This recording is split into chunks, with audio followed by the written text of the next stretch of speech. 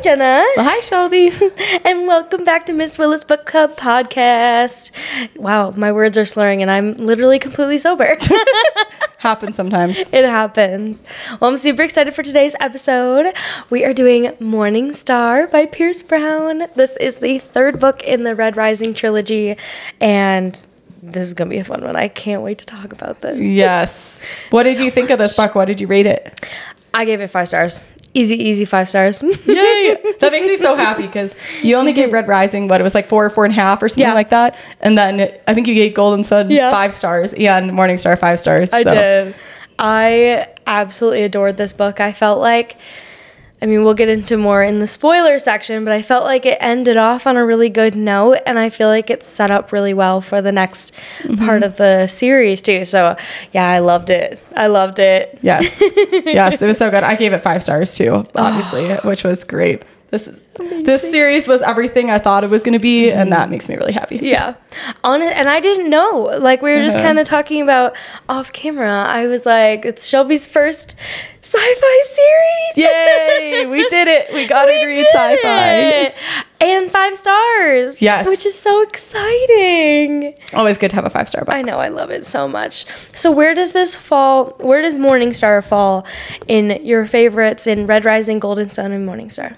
Ooh, that's a good question. I feel like they all three were so different. Like the scale of them is so different. Yeah. That it's hard to compare them. I think Golden Sun maybe was my favorite of the three though, but I'm not sure. What about you? I think Morning Star was my favorite. Yeah, there's a lot of stuff that was really good about this one. Yeah, I totally agree. And I do think it went for me Morning Star, then Golden Sun, and then Red Rising. Yeah. But it's funny because, I only gave Red Rising like 4.5 stars. But at the same time, now that we have more info to the world, I think I might want to bump it up to 5. I know, which is so exciting and so fun because it really, like, as a book when you're reading it, like, I liked it, but now that you have all of the background information and you have more knowledge on everything that's like in this world, it makes it so, like, such a good start to the series. Yeah, I mean, I loved it. I know, me too. This has been literally so good. It's been so fun. Do you think you'll continue on with the series and read the next 3? For sure. I'll definitely read the next 3 and the last one when it comes out next year too. I already own the next 3. So I do too. I own the next 3. And then the next one that comes out is Red God. I think that's what it's called. Yes. Yep. I think so too. Awesome. Well, let's just get into it. This is so exciting. Yeah. Get into spoilers. Absolutely. Before we get into spoilers, since this is the 3rd book in the series, we will be talking about the entire series as a whole. The first trilogy. Yes. The first trilogy, I should say. Not the whole series. Good qualification. I haven't read the rest of the series. So for me, this is it for me right now. So we will have spoilers for the first 3.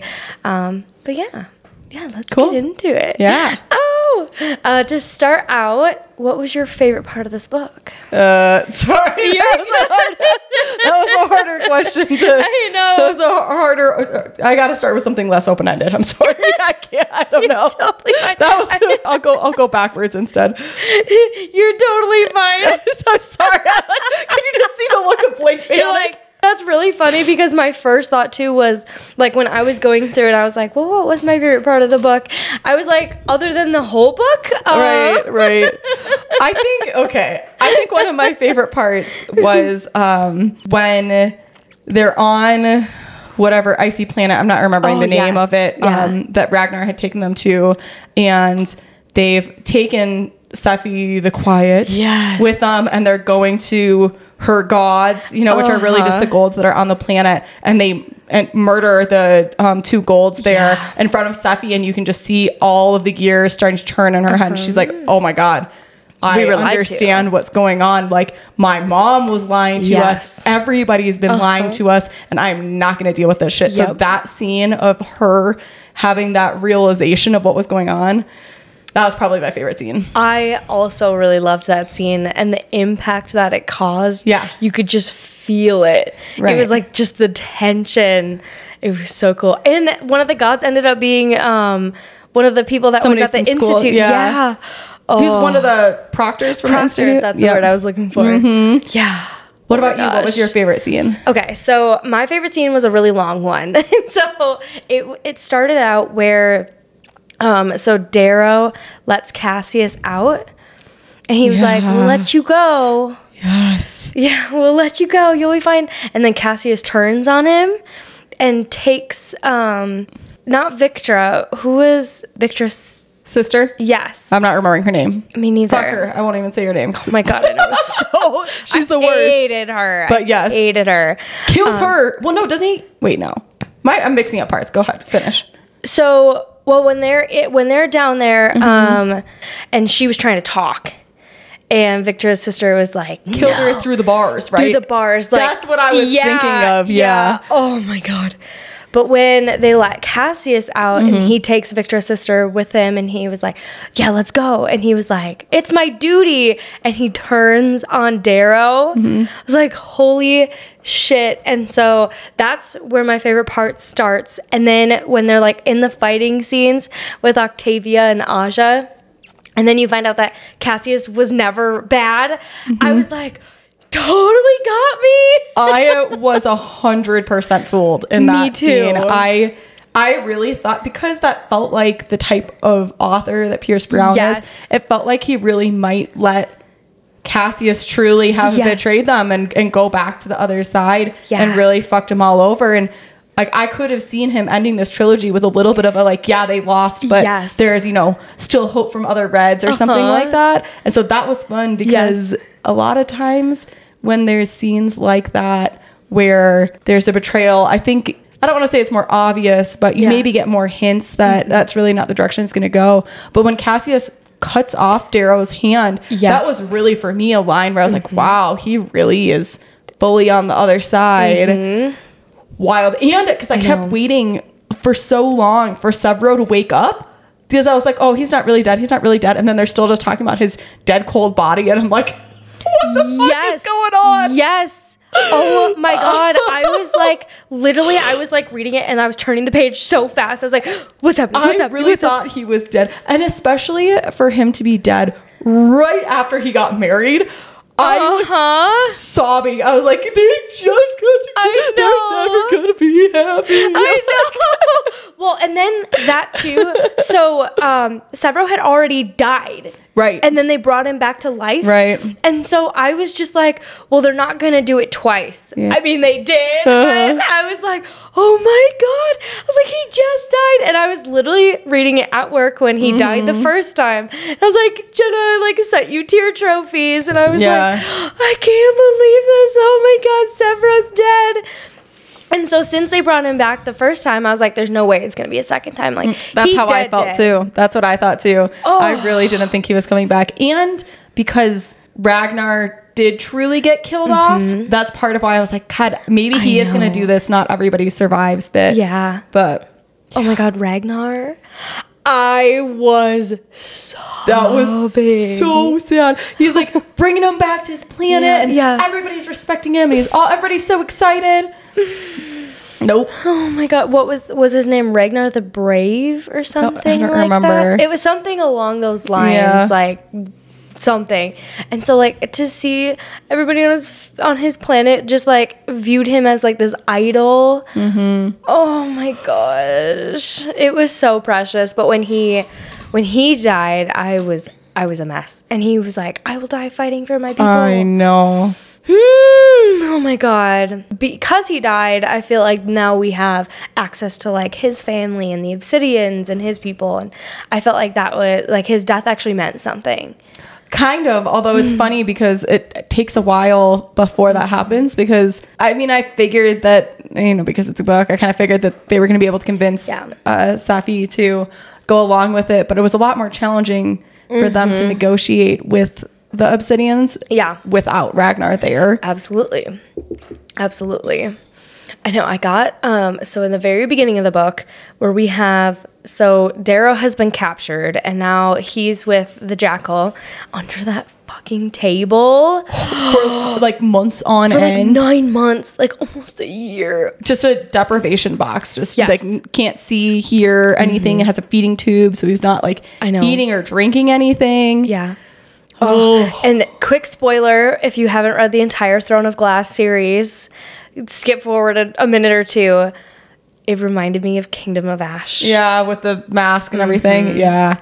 Oh my God. I was like, because that's how we start this book off, is he's being tortured for like pages and pages and pages. And I'm just like, there's no end. How is he going to get out of this? Is he going to die? Is his death going to mean something? Like, where is this going to go? And it brought me right back to Kingdom of Ash. It was so hard to read because you've seen this journey with Darrow where he's fought to become this leader. He becomes this leader, and now he has a downfall, and now he's captured, and it's like, how in the world is this gonna go? I was like, this is how we're starting this book. That part was so sad too, because you're inside his head as he's inside this box, and it feels like he is completely like reverting back to his small red self, not just physically, because he is physically shrinking basically because he's not eating enough and stuff, but also mentally that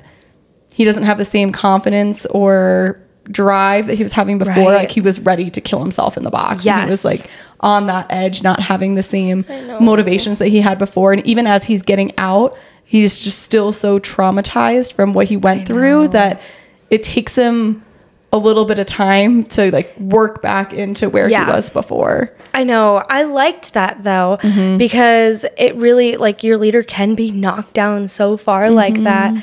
And I liked that even when he was in more of his red state, and we see Severo has been just like creating pure chaos. He is not doing a great job at leading the Sons of Ares, even though he thinks that he is. And so we have Darrow as this, like, he's back in his red state. And even he, at that point, was like, something's not right here. Yeah. Yeah. How did you feel about Darrow contradicting Severo in front of the whole group of Howlers? I thought that was a little shitty. I felt like it was necessary for sure. I know. But it definitely put Darrow in this spot where, like, he didn't want to have to do that. But, like, somebody had to speak up. That was such a tough spot because obviously he should be speaking up for, you know, what he wants and stuff. And I know there's a couple times where I think he tries to do it just on a communication feed only to Severo and like not to everybody, so he's not necessarily calling him out in front of everybody, but Severo's just like, yeah, no, we're doing it my way. Yeah, and he kept saying that. Yeah. And it was like, to me, Severo at this point, he became less of my favorite character for a little bit. Because it was just like, he just wanted the power. I was gonna say he got drunk on power a little bit, is exactly how I felt too. That's a good way to put it. But then you have Darrow, who's like a natural born leader, who's coming in like trying to help and give this advice, but he's still so broken. I think that's what made that series of scenes so interesting is he's mentally so broken, even though he knows something isn't right and that he should be stepping up a little bit. Like, he's not in a mental place to fulfill that role yet. Oh, what did you think of Severo releasing the carving videos? Okay. Without Darrow's knowledge. And to be fair, everybody thought Darrow was dead, right? Which, like, the jackal staged this whole assassination. So his friends, except for Severo, all of the rest of his friends thought he was dead, which the loyalty. Yes. And so going back, I feel like with Darrow speaking out in front of everybody, I feel like he wasn't giving Severo that loyalty. And I almost thought it was going to become a rogue situation. Oh, yeah. Because I was like, oh no, now he's going to be pit against this leader. And now he's going to have right back where we were at with Golden Sun, where he's not trusting his people. And he's just going to create these like distance alliances. Oh, gosh. Yeah. So what did you think about the carving though being released? Sorry. No, that's okay. I forgot about the original I got distracted. I got squirrel. The original carving video. I didn't think that was I don't want to say necessary. I don't think that's the word I'm looking for. I think he should have waited. And I think, like, releasing that video, even if everybody else thinks that Darrow is dead, if Severo didn't, like, if I was Darrow coming out of that and I know that that was released and now everybody knows, like, oh, that was a bold move. See, what's funny is I almost felt a little bit of the opposite. Really? Obviously, it would be a bit of a shock for Darrow to come out and realize everybody knows who and what he is. Yeah. But I kind of liked that it got out a little bit, because I do think that all of the lower colors on all of the planets needed to see that. Like, I think that sparked that rising from the bottom. Right. Because like they saw where Darrow went and they saw what they could become, and it made, I think, them feel more like they were on a even playing field with the like higher colors and with the golds too. And so I kind of felt like a brat, because while it was very personal to have, you know, like this very personal video of Darrow to have released, I kind of felt like he was being a little baby about it. I was like, you know what? Get over it. I'm like, I think that needed to happen. Yeah. And you were never going to want that to get out, right? Like, it was always going to be uncomfortable when that would happen. Might as well be when you're rising from the dead. You know? Absolutely. So, unpopular opinion, but I was kind of glad it happened. Oh my gosh. I mean, it kind of caused this like anarchy, didn't it? It did. That's crazy. Yeah. I mean, and that's, again, that's just like Severo creating all this chaos. Like, he just... I don't know. We've been kind of saying that in Red Rising and in Golden Sun too. Like, Darrow makes these like brash decisions, and then he has to learn to live with the consequences. And now we're seeing it happen with Severo. But I feel like we had kind of a change in this book. Like, Darrow was a little bit more timid. He was like thinking through things. He had a full plan.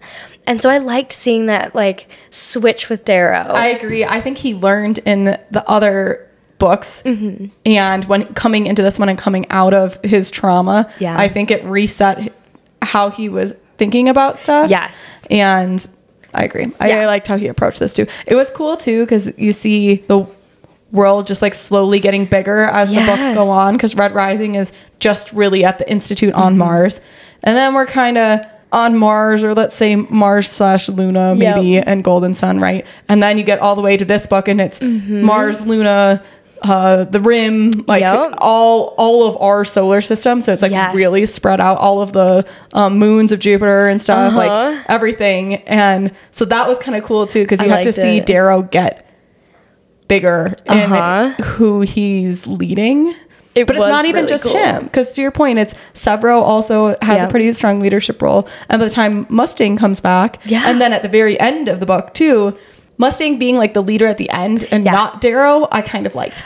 I really liked that. Yeah. I really liked that, because Darrow's whole purpose was to like get these low colors to rise up and like rebel and to be equal. And Mustang was always born to lead like that. And so I was very, very glad that he like, yes, he's risen to this position of power, but it's not all like, that's not his end goal. And so I was very glad that Mustang was the one that was the leader. That made me so happy. And women in power. Right. It was interesting though, because they all hold such unique positions of leadership within there, right? Like Darrow, it feels like the, you know, the military leader, and he's got the plan and stuff. And we have Mustang, who's better at the political stuff and some of the scheming. And then we have Severo, who's even changed out his eyes to Darrow's eyes, right? And Severo serves as such a good in-between of the low colors to the high colors. And so when we're in that scene where the Reds are like, I don't even remember what they were pissed about. They were pissed about something. Yeah. And they're like torturing and killing all the golds up on that like platform. And Severo comes up and is like, oh, okay, so you're gonna do it to me too? Oh my God. Do you remember that scene? Yes. So they hang Cassius because he's a murderer. Yes. So they're on this ship, and I think it was the ship that they had taken over of Roke's. Yes, it was. And so they're like, oh shit, this is gonna get out. People are gonna be pissed. And they were. And they started killing all these golds. Yes. And you're watching all these golds like drop. Yep. And so they hang Cassius for being a murderer. Yes, that's what it was. And then Severo like hangs himself and jumps off the balcony. Sneaky little guy. Oh my God. Well, and then I didn't see, so like in the big, or like while this scene is happening, you see Darrow is like, oh, there's a plan forming between us. Yeah. But I couldn't see that that's what it was going to be. And so when Severo hangs himself and then they cut him down, I thought Severo's dead. Severo's dead. Like, no, I never thought he was dead there, to be fair. I like knew that he was going to be fine. And I could tell that once he started going down that track that Cassius was going to be fine too. But then it was funny because as I was reading the scene, I didn't see it. But then afterwards, Severo was like, oh yeah, I took a page out of your book. I was like, I kind of forgot about that whipping scene from Red Rising. Like that was really the same strategy. It really was. And I loved that we just had that like little bit of a glimpse from the first book in the series. Like it's all coming for full circle. All full circle. Oh, but that's why I say I think that Severo's role was really interesting because he's not necessarily the leader, but he's like so chaotic that he can fit so nicely between the colors and he can like communicate up or down. You know? Absolutely. I loved that too. And like, although I didn't love Severo in the beginning of this book, like he did gain on me again. And I still think he's one of my favorite characters. Well, he grew. I think that after him and Darrow fight it out and they just, they had to get it out of their system. And then they're like, yeah, okay, we're still brothers. Like, nice. I think that after that, Severo's better because he kind of does take a step back and is willing to listen a little bit more. It's not all his ideas. Right. It's more of group decisions. Yes. And so that was nice. Which is like a growth point with Darrow too, is because he's also listening to his friends. So I thought that was really important. On the note kind of brothers, what did you think of the scene where we have these holograms from the Institute and Darrow watches them with Cassius? Oh, at the time, I remember being like, why are you letting Cassius out to do this? Like, why are you guys having bourbon together? I felt because the same way. So much of the book, I get that Darrow has ties to the individuals that he had alliances with in school. Yeah.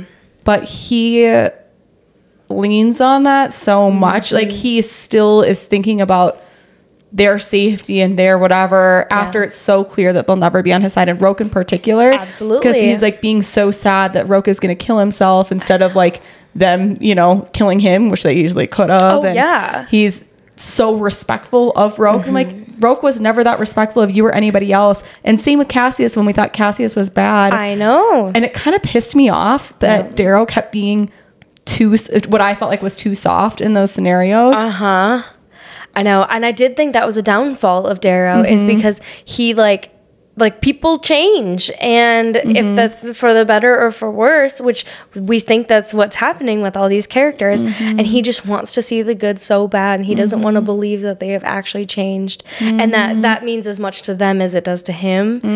It was hard. I really felt the type of way. I was like, why are you doing this? I felt a type of way about that too, especially that scene when he is watching the videos with Cassius. Yeah, I didn't think it would make as much of an impact as it did, because clearly like it brought them back together and they were like, okay, the blood feud's over, like that's fine.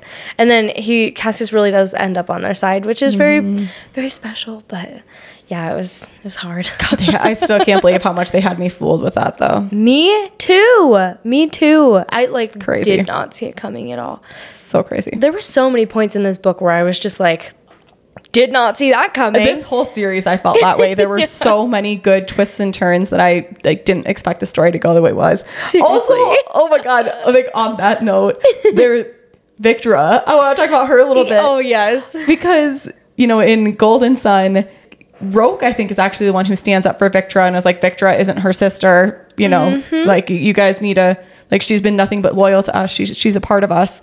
We should respect her. Yeah. And she starts getting close to the group, and like she's so flirty with Darrow that there was a little bit of me that was like, is Mustang gonna fall out and Victra is gonna be the new love interest? And so then her and Severo being so mismatched but so in love. I know. So cute. It was so funny. There was even like, I picture at one point they're describing like how small Severo is compared to her. Short king. We love a short king. Doesn't she even say something like probably that?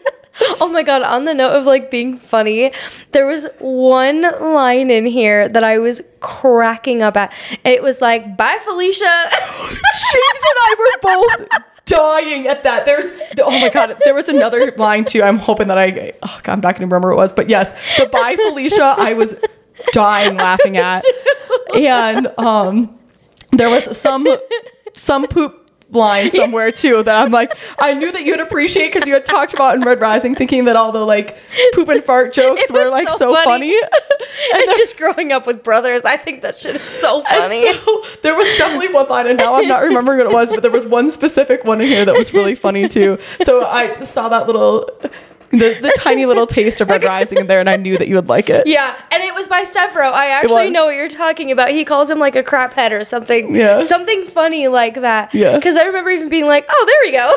Like, there's another one. I knew you would like that part. Oh, man. Well, I really just did think that Red Rising was so funny because all of like the poop talk and like all of the nicknames and stuff that they gave each other, I was just like, what is this? Like it was not what I was expecting at all. Mm-hmm. So it's really cool to see, like, we're like years out from the Institute now, and to see like these young kids like in this position of power, I was like it's just so cool to see how it all came together. But you still have little glimpses of who they were at the Institute.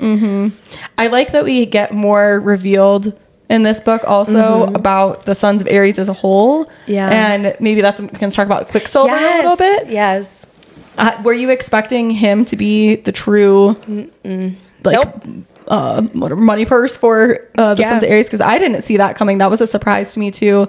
And except for like as soon as we found the pink in his bed, and it was one that Darrow trusted, then I was like, He's like, wait, no, you're an Aries. Yeah, and so it starts with that, but then, you know, he tries to hit the panic button, and I'm like, oh, maybe he really is just like on whatever side is going to pay him, you know, I don't know. Yeah. But when as soon as Quicksilver starts talking, I like, really believed him right away. Like, I really didn't need all the convincing that, because he gives so many examples of like, I know all these things. I knew your father. I knew whatever. And I'm kind of like, yeah, okay, get past that. I know. We get it. You're like, we get it now. This makes so much more sense already. So. Yeah, absolutely. And I loved that because everybody else had no idea. And so he is just like this fox that is just creating all this turmoil within there. And he played a long game. He did. And I loved that. And I loved that during that meeting when they go and find Quicksilver and they're like, hold up, Mustang, the Jackal, we've got Roke, we've got everybody in here. The Sovereign was in there, Aja was in there. Yeah. I was like, what are they all doing together? Yeah. Yeah, there was a lot of those. I think I still don't totally get what was going on with all of those little meetings that were getting interrupted. I don't know. But the long game for Quicksilver was cool. Yeah. And seeing the long game for the Jackal start to play out, right? Because that's why the ship that Darrow had taken from Roke, that's why they started rioting, right? Is because those videos had been released by the Jackal, because now he owns all of these media companies and he has control over so much of what people are seeing. Right. So he's, you know, shutting down Darrow's carving video and like ramping up these other ones that he knows are going to piss people off.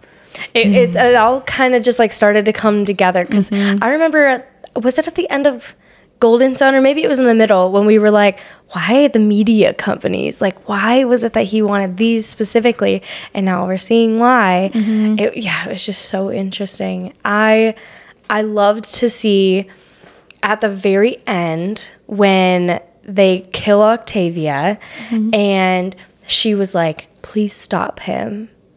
And I'm like, I knew it. I knew that the Jackal was the mastermind behind all of it. Like, and immediately, like, she dies and he just starts cackling.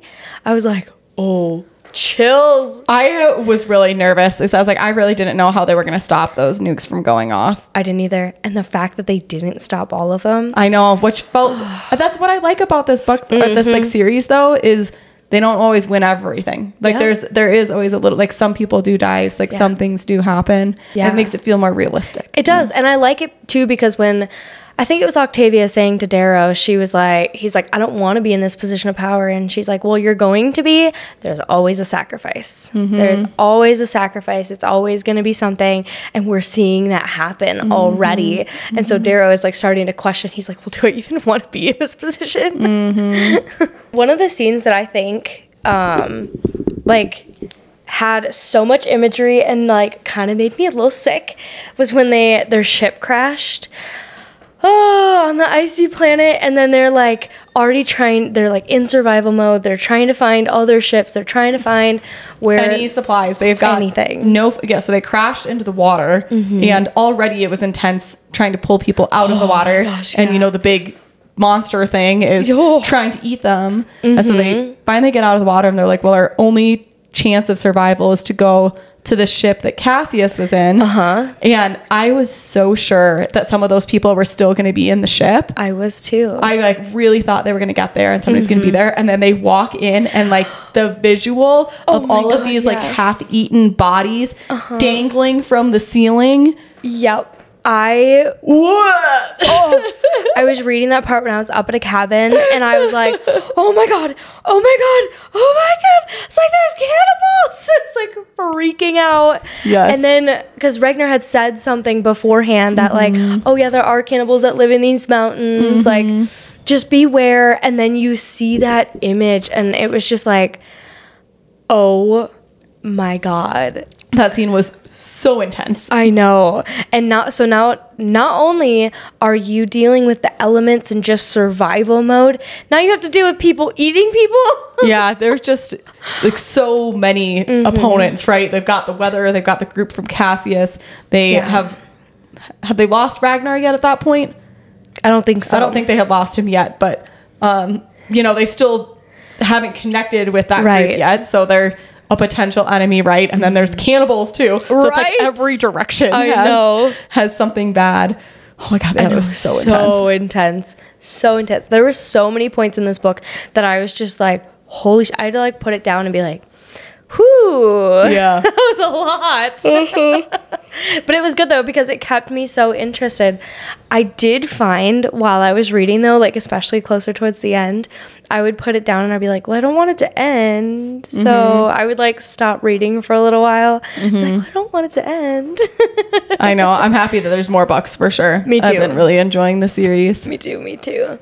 One of the more precious aspects of the book was the wedding. I know we briefly touched on Victra and Severo, but that was so nice to have a happy moment in there where everyone's like drinking and letting loose, and there's just a happy day in there. I know. And I'm not even a little bit surprised that that's when the jackal called Darrow. Not at all.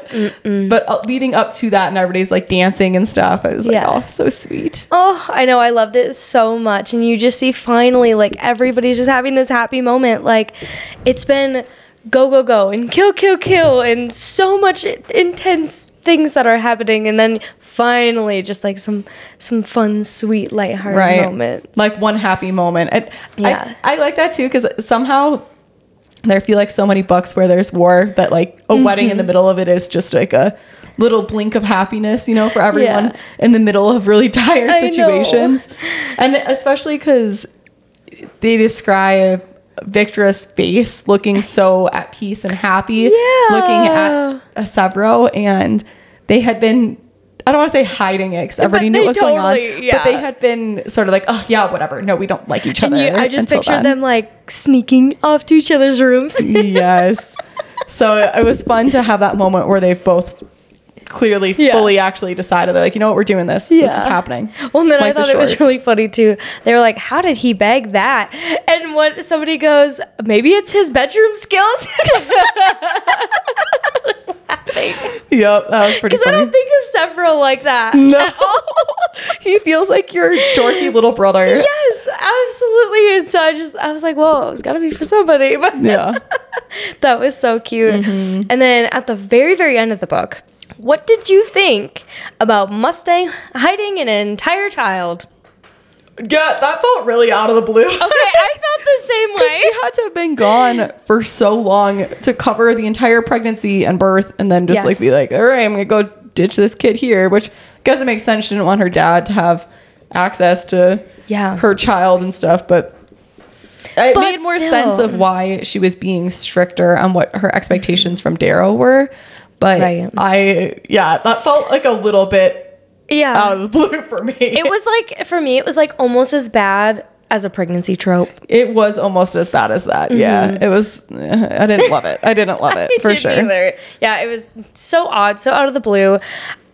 I do think that it did set up, hopefully, for the next part of the series. But still, I was like, what? Come on. Like, I don't know. I didn't. That was the only piece where I was like, I feel like you could have just started. You could have just, because I hear there's a time jump before Iron Gold. Yeah. And I think I would have rather just at the start of the next book and that time jump, just have there be a child, like having not shown, whatever. Right. And I think he wanted it there so that we understand why Mustang was being so difficult, but that wasn't enough for me reason to make it a surprise baby. Right. I know, surprise baby. Well, then I also felt like she already kind of had reason to mistrust him, or I agree. Yeah. And so I didn't need more explanation than that. I didn't need more either. It made sense to me, but I do love that now they are just gonna have this family, and hopefully in the next we'll see what happens now. I know, but now it's gonna be interesting to see. They basically have replaced the leader because they understand that tearing down the system as a whole is just going to cause even more chaos, and it's going to be even worse. They're like, well, we need to make sure we have a replacement to fill in from all the leaders that we just killed, like Octavia and stuff, because otherwise somebody worse could step in. Yes. But now they've left this off with Mustang sort of in charge there. The Rim probably being a little bit pissed at Darrow because he was extremely misleading, and he was teasing around the oh, well, interesting that all these bombs seem to be missing. Oh, that's pretty darn close to the Rim, isn't it? He was really trying to guide them in a direction, even though that wasn't necessarily where it was. Yeah. And so I think that going into Iron Gold, the Rim is going to be kind of pissed that they were used like that. Yep. Well, especially because the whole reason they even had the agreement was because Darrow was like, I will fight for you. I want independence. Independence. And then when he's on the ship with Roke and he turns off the comms and blows them up anyway, and when he calls Darrow, he's like, did you not see this? You guys are going straight for it. And he's like, oh, sorry. I'm not even in the room yet. Right. And he totally lied. And I'm like, somebody's going to rat him out. Oh, for sure. Someone's going to point out that it was Darrow that did that and not the Jackal. Yes. Or was it Roke? Or Roke. Yeah, sorry. Roke. Yeah, because it was the shipping docks that got blown up, and that's specifically what they were trying to avoid. Yes. Yeah, that was super sneaky. So, because that didn't have any real impact in this book yet, but that's why I say I think in the next books, that's going to mean more, because he really was directly going against his word in those. Absolutely. And I think that's the first time we've really seen him go against somebody that he made an agreement with. I think so too, so blatantly. Yeah. Oh my gosh. I know, it makes me really excited to get into the next ones, but the next books are big fatties. Well, oh yeah, I guess the first ones weren't that long. Yeah, Lightbringer looks long. I've heard Lightbringer is absolutely amazing and me 10 too. out of 10 perfect books. So that's what I've heard. I've heard that the second part of the series is actually better than the first. Nice. Yeah. Well, I'm sure you learn a lot as an author after writing a couple books, and so getting into later books has got to be easier. I know. It's so exciting. Well, thank you guys. Do we have anything else to say about this? That's all I can think of from off the top of my head. I know, it's been so fun to cover this series. It's just been so awesome, and something that's just so different than anything I've read before, and to just love it so much. It's just, we've had some good reads this summer. I know. Well, and I'm so glad I got my husband to read them. He's already read through Morningstar, and I bought my mom a copy of Red Rising, and I already gave that to her too. Oh my gosh. And I was like, you have to prioritize this. You have to read this one. Oh, I love that so much. Yeah. Is it a book do you think she'll enjoy? Yeah. Oh yeah. She loves sci-fi. Oh, I love that. That is so awesome. Yeah. That's I think that she's the one who made me like sci-fi so much, because growing up, we used to watch all the shitty movies on the Sci-Fi Channel. Yeah. Oh my gosh. That was it would be our Friday night when I was a kid. That is so precious. Yeah, she's the one who really encouraged my love of sci-fi, which is funny. That wasn't from my dad, but that is so cool. Well, I hope she reads the series and loves it. Me too. Just as much as we do. I know, because I know James has been loving it too. So when we told him that we were doing this today, he was like, oh, I love it. Best series ever. Yep. It's a good one. It is a good one. Sweet. Awesome. Well, thank you guys so much for sticking with us here with the series, and we'll see you guys next